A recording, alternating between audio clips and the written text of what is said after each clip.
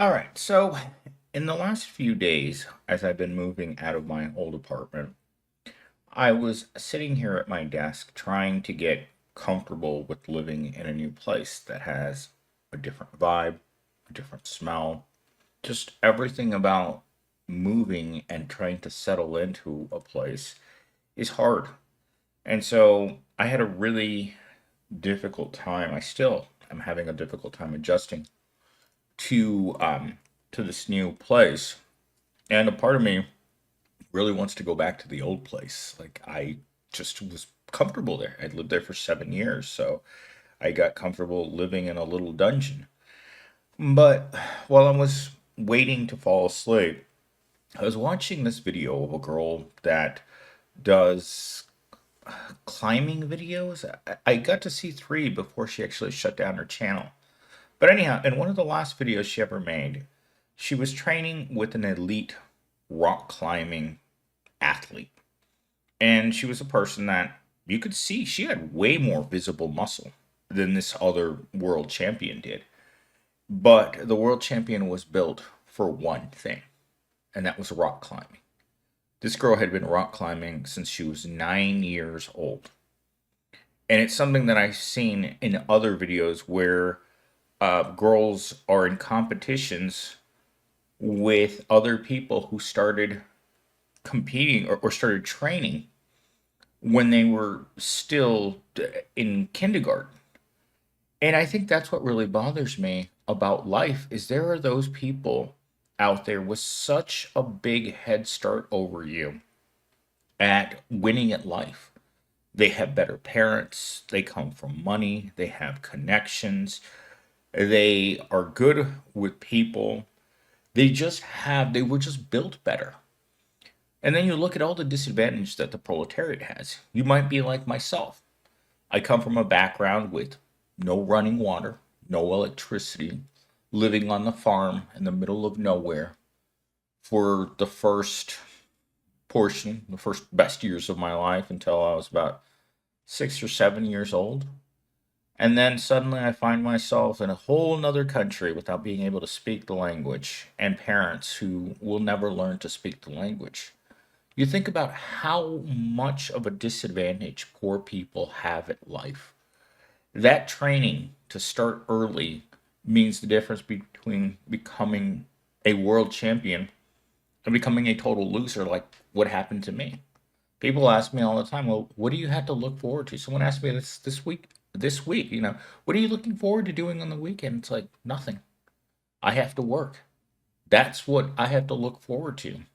And that's where I really started thinking about this video is that when people have time to themselves, they have leisure, they can read books, they can listen to music, they can have interests, what people used to have, free time. Now we don't have free time. My weekends are set in stone. I'm going to be recording videos for YouTube. I'm going to try to get 10 done in the next couple of days. It's a very vigorous schedule.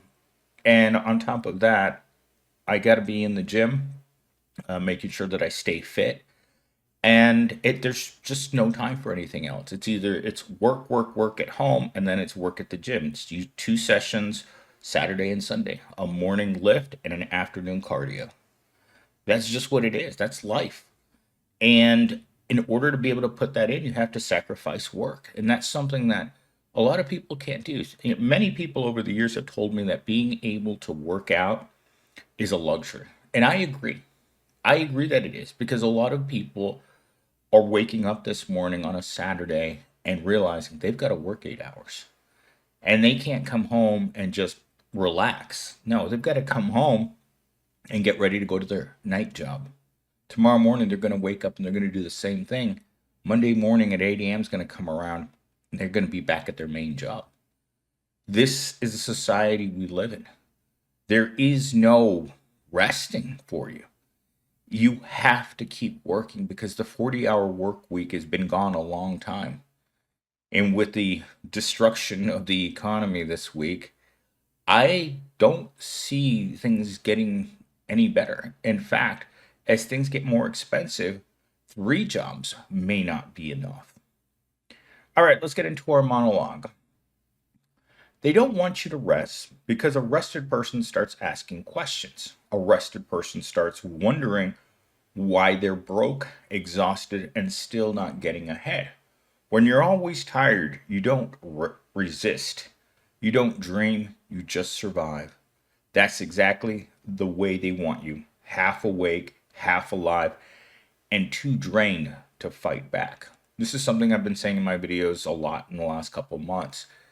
Is this exhaustion is part of the system making certain that people don't have time to think about unions or workers' rights or finding a better job. It's just about making it. It's like me on the second day of moving when I started entering the fifth hour of moving constantly. Your body just starts to give out. Your knees don't want to do it anymore. Your back is just killing you. And you just reached a point of total fatigue. And I think that's where our society's at. I think the proletariat is at complete and total fatigue. And we thought that this year would be a change towards something better. It clearly has not. Gaslighting the American people into believing that we have a great job economy is not going to work. We have two eyes. We can look around and see that things aren't good for us or our neighbors or anyone around us. We don't even want to talk to each other anymore. The average day is full of nonsense. You talk to your coworkers in simple, indirect questions, right? Hey, how's it going? Oh, I'm going on vacation. Great. I'll see you when you get back. Great. Who cares? You don't care what they're doing when you don't see them. That's the amazing part. As I said in a comment earlier, I don't know who lives around me other than the 10 people that live below me in the same sized living area. I mean, I look at those people, and there's so many people living that in that apartment that I wonder how they sleep at night. Um, but that's beside the point. What was I gonna say? Oh, someone was asking me about the apartment, and I was just telling them that I don't really know. Like sometimes I'll go outside at night on the in the patio area here that I have now, and I'll just look. There's no one coming in or out. It's just people living inside, afraid, and I imagine rightfully so. Afraid of a world that's very hostile towards people who don't have money and people who will never have money. This isn't a temporary situation. I've tried to explain this to Gen Z many times because Gen Z's rent and his monthly income are the same. And so there's a person who truly understands that this system is broken beyond belief. And for some people who, and this past week, have mentioned that they can only afford $500 for rent, that's exactly what Gen Z can afford. It's supposed to be 25% of your income. That's all he can afford. But like everyone else, the average rental price in Arizona right now is $2,300 for a one bedroom apartment. And people can afford $500. What does that mean? It means that life isn't looking too good for you. All right, let's go to talking point number one. Rest is for rich people. Because apparently, unless you're a millionaire or 6 feet under, you're not allowed to relax. You took a nap, cool. That's 30 minutes. You could have been learning a new language, flipping a side hustle, or turning your trauma into a podcast. I love that. I love that. I actually wrote these talking points and then I had it rewrite them because they were just too bland. I asked it to add humor and and sarcasm to it. And I think it got it right there. Turning your trauma into a podcast. I think that's what I do every day. Because every day that you go back to Evil Corp is traumatic. Every day that you sit in a job that you absolutely despise. Like the other day, I was only out of the office for a couple of days, and I came back, and just the smell of the office started, my whole body was just like tensed up. And I was like, what's going on? It's like your body recognizes the trauma associated with work, and your body wholeheartedly rejects work. Your mind, your body, your emotions, your soul crushing job is something your body doesn't want. You don't want to be there. And your body reacts towards work in the worst possible way. When I was working in retail, your hair falls out, you start aging, you start looking terrible. Like there's one thing that I noticed about working at Walmart is that every person in the store was going bald. And what does that come? Stress, malnutrition, and soul crushing repetitive work. That will do it to anyone. You want to get sick? Work in retail. Talking point number two. Every influencer is out here like, want to escape the 9 to 5? Here's how I made $800,000 in 3 months selling PDFs about selling PDFs. Meanwhile, you're crying into a cold quesadilla because you work 3 jobs today and still can't afford therapy. I'd say keep the money. Therapy is going to save you. Therapy is for people that are rich but are sad about being rich, right? You're sad that you can't afford a third Corvette because you have a white one and a black one, but you really want a pink one. So you're sad. Sadness for the proletariat is everything that their daily lives are. A job you hate, maybe a relationship you're not thrilled with a significant other. And someone said this to me in the comments this week is that men are single because they're too choosy. And I thought, oh my God,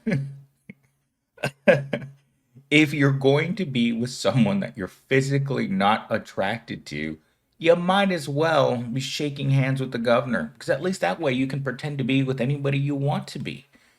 But therapy for sadness isn't something that the proletariat can really, you can't go to therapy and eliminate being part of the proletariat. And that's really what going to therapy is. It's like, well, I'm sad because I'm a pro.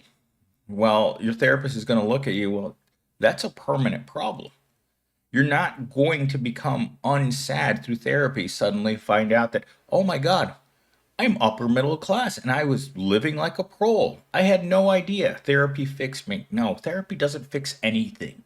In fact, I would say that therapy makes things worse because you're going to have a person who's entitled telling you to think differently. Don't have negative thoughts. Don't, give in to toxic positivity. They're going to be people that are completely out of touch with the realities of what it is to be sad by your very existence. I know this because that's me. There's no getting out of the way. You're not going to work your way out of being a pro. It doesn't work that way. And it's intentionally created that way. Wages are intentionally kept low so that workers have to come back to work. Imagine if we had a society where you could work 10 hours per week and you could afford a house, a car, and savings and 6 weeks of vacation a year. How would that benefit rich people? In no conceivable way. So, moving on to talking point number three. You painted something cute. You better be selling prints on Etsy, filming a speed paint for YouTube, and linking your Amazon art supplies in the bio. God forbid you do something purely for joy. You'll be blacklisted from society and forced to work in HR. Ooh, that's pretty cold, ChatGPT. Pretty cold, but it's true. Every second of the day, you have to be wondering how you're going to make more money. More money, more money, more money. And the worst part is, even after all of that effort, the immense effort that it takes in order to be continually making money or finding ways of making money, it will never make you comfortable. Again, intentionally. We live in a society where you can't just stop. And I've told myself this so many times. It's like you can't stop. I can't just stop working on the weekends because I don't like it. I wish I could just sit around and play video games. Like I was looking at my video game consoles the other day and I thought to myself, I used to play Call of Duty 8 to 12 hours a day. I couldn't imagine doing that now. Now I would think about how much money I've lost by just sitting there mindlessly playing the controller. And you think about what you look like when you're sitting there, moving those sticks on the controller while your brain is turning into mush because it's entertainment. But that sort of entertainment, I feel like the world that we currently live in, as much as they want us to consume, they want us to produce more. Like we're producing money, and by production, I mean production that is the way that rich people stay rich, right? They take the proletariat, they squeeze them of all of their life, gain all the profit from them, and then leave them behind, like making wine. The grapes get stomped on. That's what the proletariat is every day. The proletariat is the grapes. They make the wine, and guess what? You get thrown out. That's daily life. And I have been feeling terrible about it because I'm stuck there along with you guys. I have a full time job and I have to do this in every free minute that I have during the day in which I have energy. If I wake up in the morning and I can do it, sometimes I'll watch my morning videos and I just woke up and I miss words and I say things that don't make sense sometimes. I'm just like, because I'm winging it. I have talking points, but that's it. I have no idea what I'm going to say at any given time. And that's what makes the videos, that's why I have nearly 600 videos right now saying the same thing, but they all sound different because I don't script them. I just say whatever I feel and it comes out and it sounds natural. Final talking point. Imagine being treated with less dignity than a blender. At least a blender gets to stop when the smoothie's done. You're expected to run 24/7, smile through it, and if you burn out, they'll replace you with someone younger, cheaper, more attractive, and definitely more desperate. That is completely how I feel. It's and I did an entire video about this that did very well. I think it got 3,000 views. Is that the politicians always talk about the dignity of work, and Joe Biden said something in the last few months of his campaign before he gave up. Is that there should be dignity in work, and that's never been true for people making $15 an hour. There's nothing more full of indignity than working a $15 an hour job just to not afford anything. I would say that there hasn't been dignity in work since our parents were raising us as kids because when your parents had money, your parents weren't rich, but as long as you worked 40 hours, I felt like my parents had enough.